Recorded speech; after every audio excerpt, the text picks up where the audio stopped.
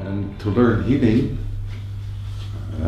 basically to open a channel and to give healing takes 20 minutes.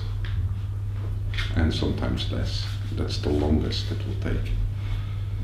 So why have a 7-year course to work with healing? It's partly because, it's a lot about not only being able to open the channel and to let healing energy move through you, but a lot of it is also connected with understanding the process of where people are moving through. Understanding basically something about physical illnesses, mental illnesses. And most important of all is to really understand the whole process of inner growth. Partly when we talk about healing, healing is not something basically you do. You cannot heal another person. This is not possible. What you can do is to give time and space and the water or the energy for a person to heal him or herself. It's always the person healing him or herself. So, if you reach out to a person and saying, I'm going to heal you, you're not totally honest. You cannot force healing upon another person. You cannot demand another person to heal. You can invite the system of somebody to move towards a better balance, more naturalness,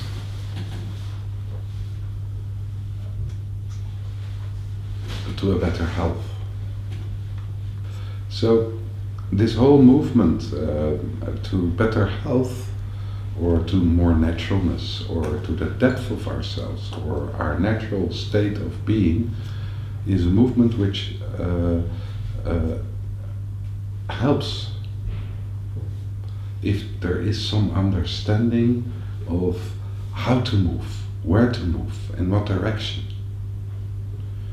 From our minds, what we understand so often of what is health or what is a better direction is not always the better direction for a person. Now, I'll try to explain this in the next 7 years. Together with Georgi, we try to explain this in the next 7 years.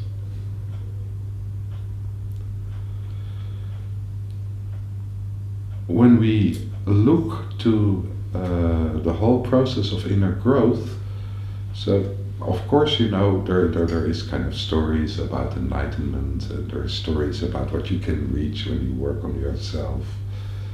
And all of this is basically a goal you put in front of you.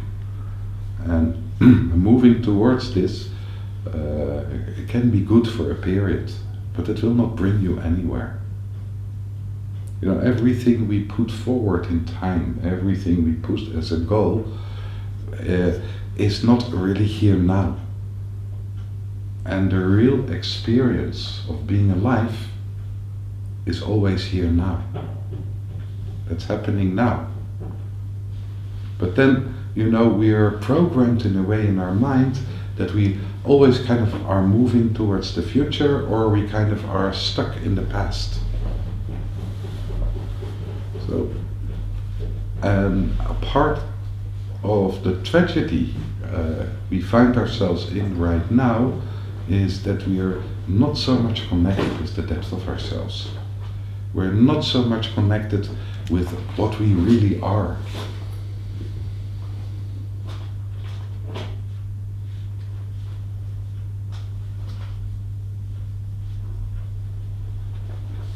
We're much more connected with what we strive to be.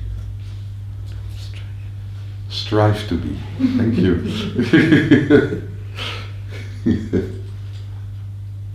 So, and when we look what we strive to be, we want to be okay. We want to be a good person. We want to become somebody. And we are invested in becoming somebody. And this investment in becoming somebody is an investment in the future, because right now we are somebody, but we're not good enough. We have to change. It's not what we have to be.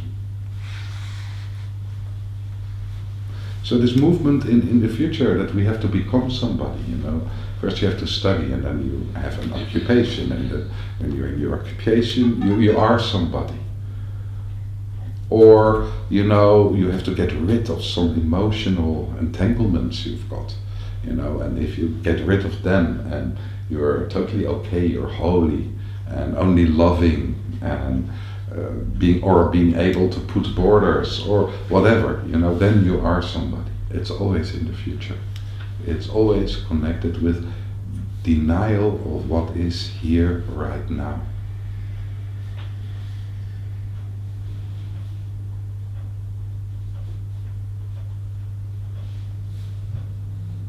And it's being a denial of what is here right now. At the same time, it's a little bit a denial of parts of our makeup we don't want to have. We're afraid of. We don't want to meet.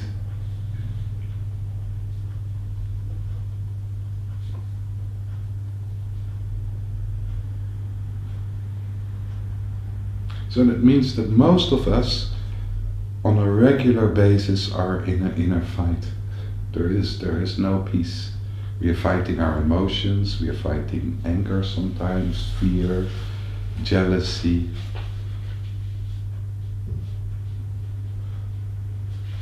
We're fighting feelings, love. We are fighting our own structure of loneliness.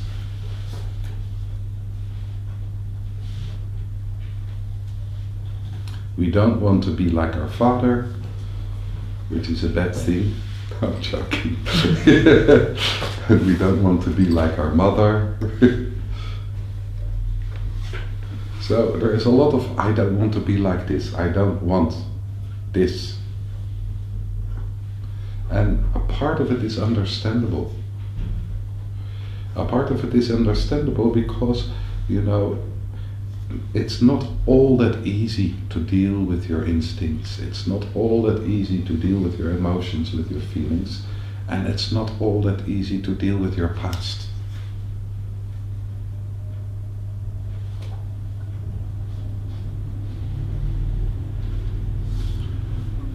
So it's a fairy tale that life is an easy thing to move through. It's not. It's sometimes really hard, really difficult.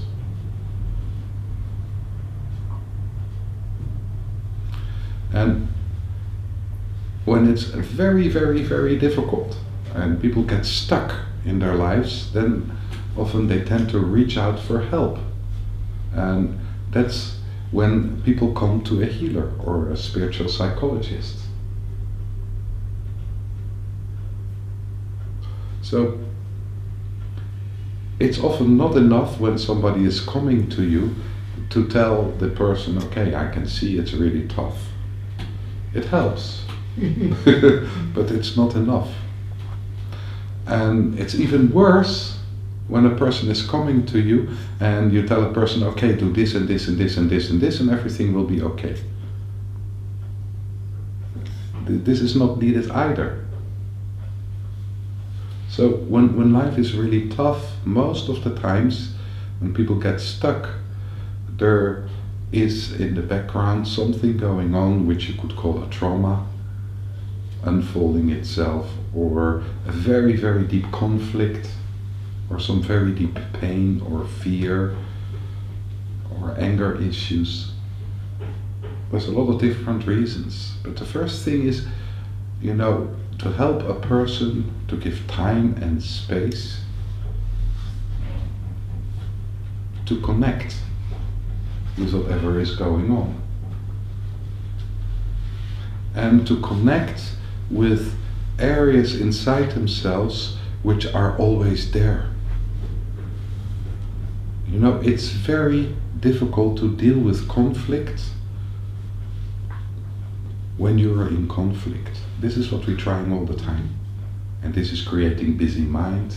This is creating an enlargement of the fight which is already there, creating more difficulties. And then our system is basically reacting in the same way, or the same ways, I should say. You know, we either want to get out of it, get away, so we go into flight, or we start an inner fight that has to kind of, you know, need to get rid of it, needs to get out of our system. That's a fight. Or we freeze in it. And then when we freeze in a conflict, then often what happens is that we kind of move more into depression or a depressive state. So basically what's more helpful and what's more needed is if we can help a person to come into areas inside themselves which are beyond the conflict, to move more deeply inward to deal with conflicts.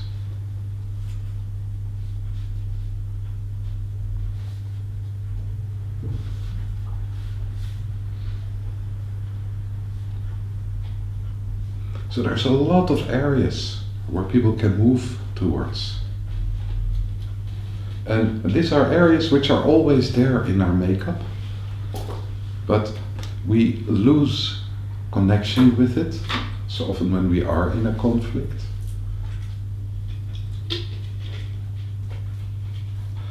So partly why this is a 7-year education is to kind of really get deeply in touch of those areas inside yourself. So the areas I'm talking about is peace, inner peace. Inner peace basically is always there. But it's very difficult to help another person when you're in a conflict and the other person is in a conflict.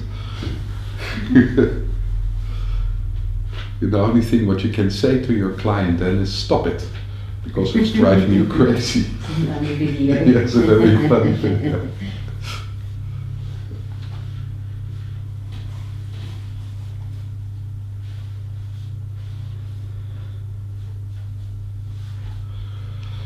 So peace is one of them, and silence is a place you could work from, or stillness.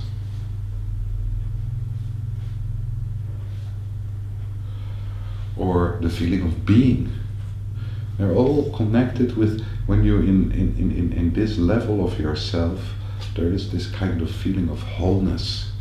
And from this you're able to contain the conflict of the other person.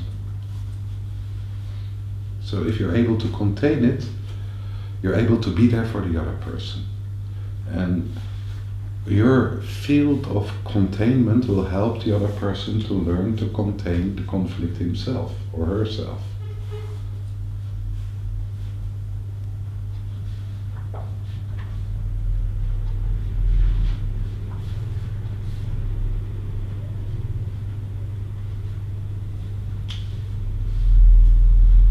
So for this, we need to be in connection with some inner peace inside ourselves. Be in connection with stillness, with silence, with the state of being. With whatever is there as an entrance for us to feel whole with ourselves. So to move there is a process. That means that we have to go through some entanglements with conflicts ourselves.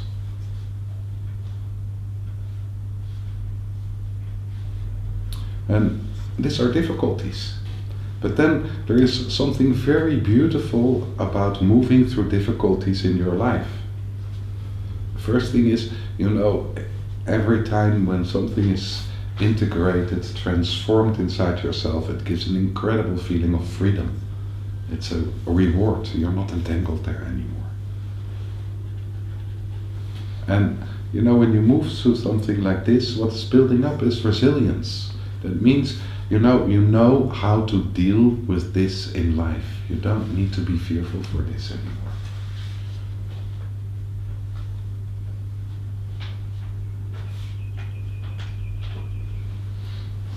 It gives a feeling of self-worth and trust. Trust that you're able to deal with life. So the fear for life itself will diminish. And exactly this is what we want to give to our clients. The ability to build up resilience, the ability to build up self-confidence.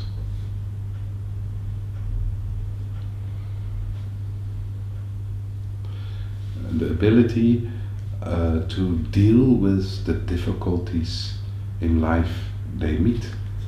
You cannot take away the difficulties in life.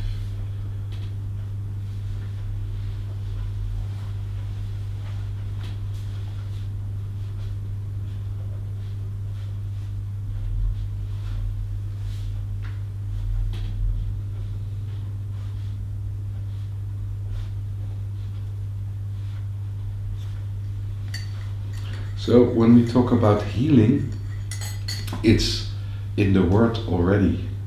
Healing is connected with spiritual psychology. It's very much the same background. When we talk about healing, it's making whole. So when we look to normal psychology, then normal psychology also tends to look to make things whole. But in normal psychology, when it moves to a certain depth, it doesn't acknowledge those areas I talked about before, those areas which are always there. So normal psychology is looking into the conflict and finding ways how to deal with the conflict in a better way. But it's not yet tending to move beyond the conflict in areas inside ourselves which are more free and always there. It happens a lot, but it's a side effect, it's not the goal. So that's partly why we talk about spiritual psychology, because that areas are called more spiritual, whatever spiritual may be. But in the spiritual world, this is described as spiritual. Stillness, inner peace, love, all these areas being are called more spiritual.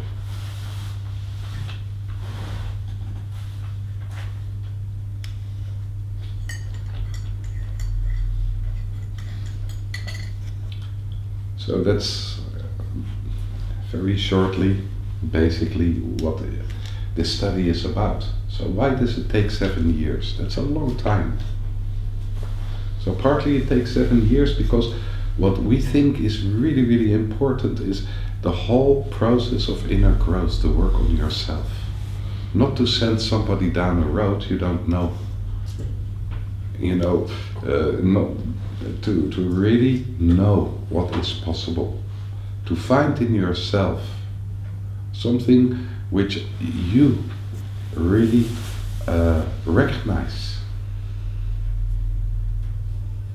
and experience as incredibly worthwhile, as a place of wholeness, a place of inner peace, and to share this with others, and not share it because you have to share it, but to share it in a way because you feel this is worthwhile.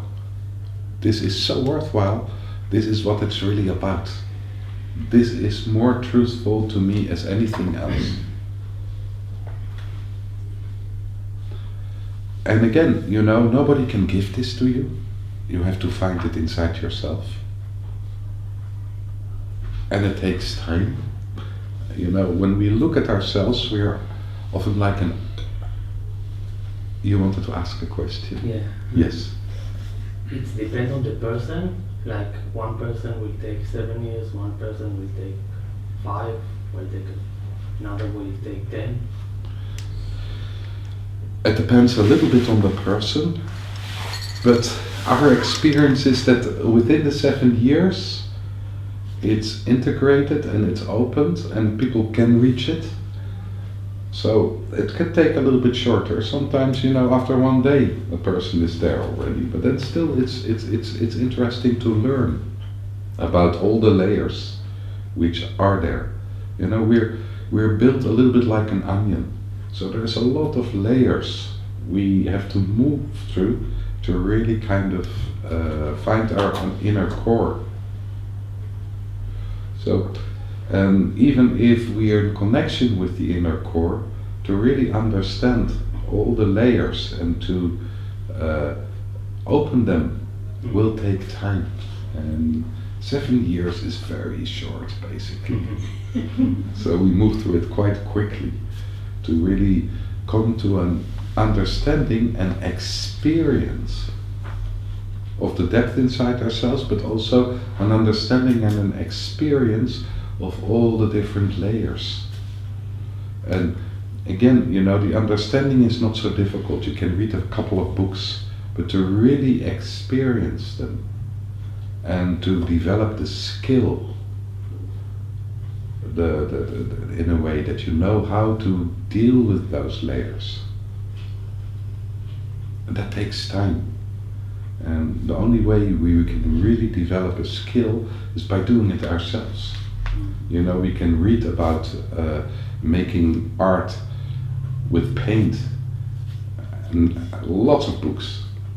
But to have the skill, you have to start to paint. You have to work. In our case, you have to work on yourself. You have to do some meditation, some exercises to really kind of experience what it is about. And this experience is something you can share. If you want to work with people in the future, you can share this with other people. The experience gives you the confidence when a person needs to move to something which is particularly difficult, the confidence to be with this person, because you understand what he's going through. You understand what's happening. And your confidence, if it's real, will give the other person the confidence to move through it. I'm very aware that right now we live in a society where the mainstream wants to get rid of things which are difficult. If we have a fear, we take a tranquilizer, we don't feel it anymore. If we are depressed, we take a tranquilizer. The most important thing is to function. This is also in modern psychology. We look to how a person is functioning and how can we help a person as quickly to function as good as possible again when a person is not able to function in a moment. It's not really about well-being. It's not really about a feeling of happiness. Of course we strive to be happy, but the mainstream is thinking to be happy we have to get rid of difficulties. So to get rid of difficulties, we need to kill them, to shoot them. And then when you're not able to kill it, to shoot it, you're a loser. You're not okay. Or it's understandable in the best part and you take some medication and you're not bothered by it anymore. But then the possibility, the difficulty of taking medication is that it's like a two-cutting sword. Maybe you're not so much bothered by your depression anymore. Maybe you're not so much bothered by your fear anymore, or your anxiety.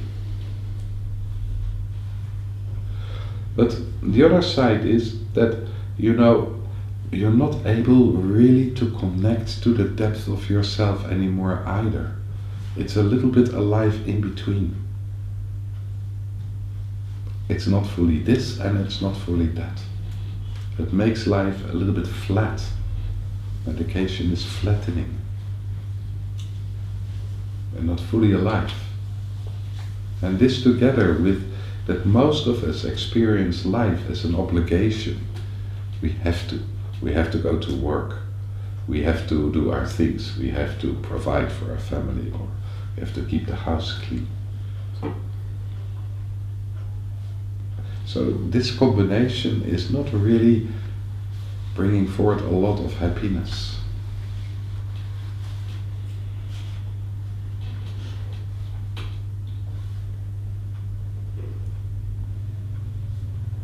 So sometimes a medication is needed. It's not that we are against medication, but you have to be careful with it.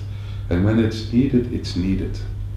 But right now, so often tranquilizers are given by doctors when it's not really needed. It's cheaper as therapy. It doesn't mean it's the best solution. It's not, often not really the best solution. So the best solution for people is when they've got the feeling that they're able to deal with it, and not that they're dependent on either a therapist or a doctor or medication or whatever. It's the feeling that you're able to deal with life as it is. That's the best solution in the end.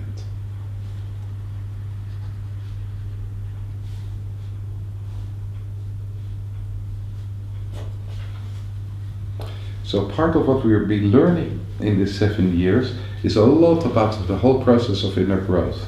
Different techniques, how to work with people, different techniques how to work with yourself, different points of views to look at things, systems of healing, and also systems of how we are built. Of course, you know, most of us have some medical background, at least at school, from biology. We know a little bit how the human body is built. But then this is only the physical. So we will learn a little bit about non-physical bodies, which are there as well, and how to relate to them, how to work with them. And this is the more subtle area of working with people, and then we move more into, you know, the skill of healing. And we will talk a little bit about the build-up of ourselves, not only in different layers energetically, but also, you know, on cellular level, in how chromosomes are working, and taxon chromosomes, how through our physical body, basically we inherit stuff from our parents. We all know this, you know, you've got the eyes of your father, but it's not only the eyes of your father, it could also be the fear of your grandfather, or the imbalance of your grandmother, or the trauma, you know, the family went through generations ago. And so to gain more understanding from this is often so helpful, because we meet things in life which are irrational and we don't understand. You know, we are always fearful, as an example, we're always fearful of money. And we don't understand where it's coming from, because, you know, we are coming from a well-doing family. There was no poverty with our parents, there is no poverty with us, we have a job, but still there is this fear going on. So it could be that this fear is from a few generations back. So you cannot relax. You know, every time when something gets a little bit difficult financially, there is no trust.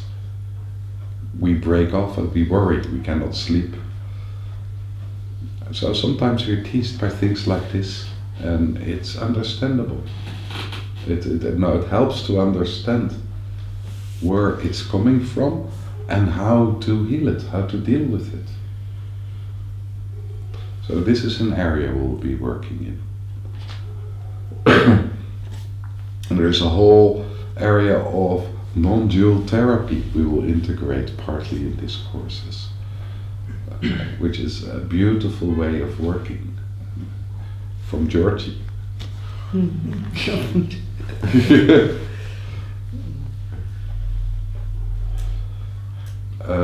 We will work with basic skills of healing, how to heal, what to do with how to heal chakras, how to heal points, how to heal the physical. Oh, it's so much. We'll work with the different dimensions and layers of consciousness or awareness. We will work with different states of meditation. There will be a lot.